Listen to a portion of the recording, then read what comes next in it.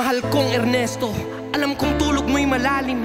Di na ako nagpaalam, di na kita ginising. Salamat nga pala sa pasalubong mong kalamay at sa pinakamasayang gabi ng aking buhay. Nung iniwan ko ang baryo natin, ang akala ko isang tunay na pag-ibig ang matatagpuan ko. Hinanap kung saan-saan at kung kani-kanino.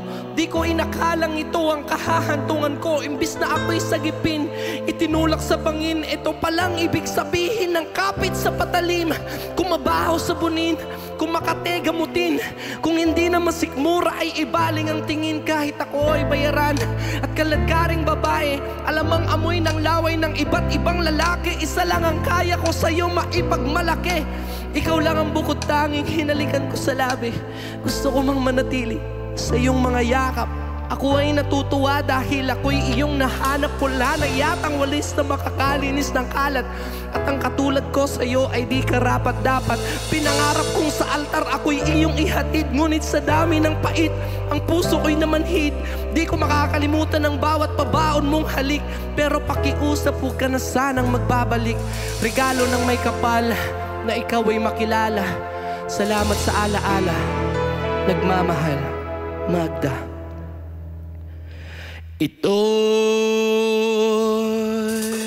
kwento ng isang babae. Siya'y tulog sa umaga, gising sa gabi.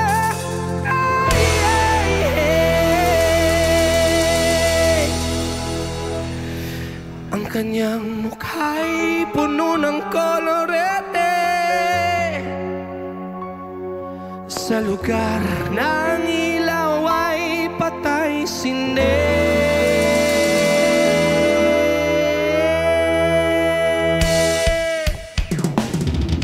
Simulan natin ang istorya. Ako'y kanyang matalik na kaibigan.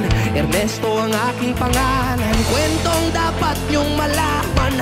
Huwag nang magbulag-bulagan. Bakit ang nais natin ay malaman ang baho ng iba?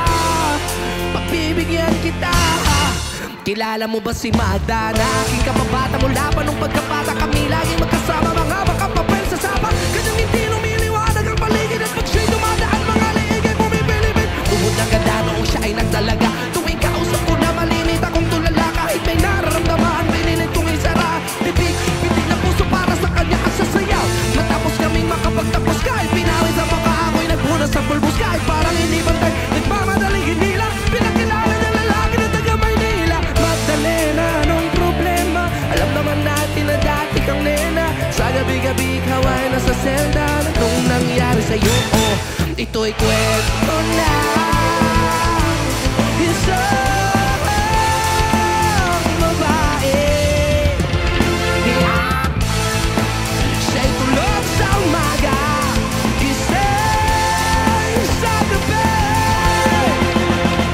At nang biglang makalakak may babago na kanta sa maliit na itabago. Ay nakita ko na ako'y nagtaka. Nagtalong na kamang bakit sumasayaw na sapatos sa suot.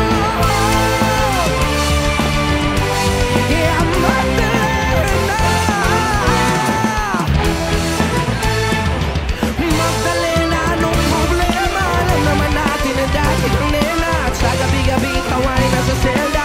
Nung nangyari sa'yo,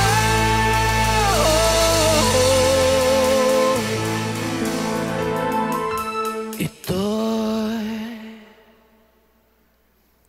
kwento ng isang babae.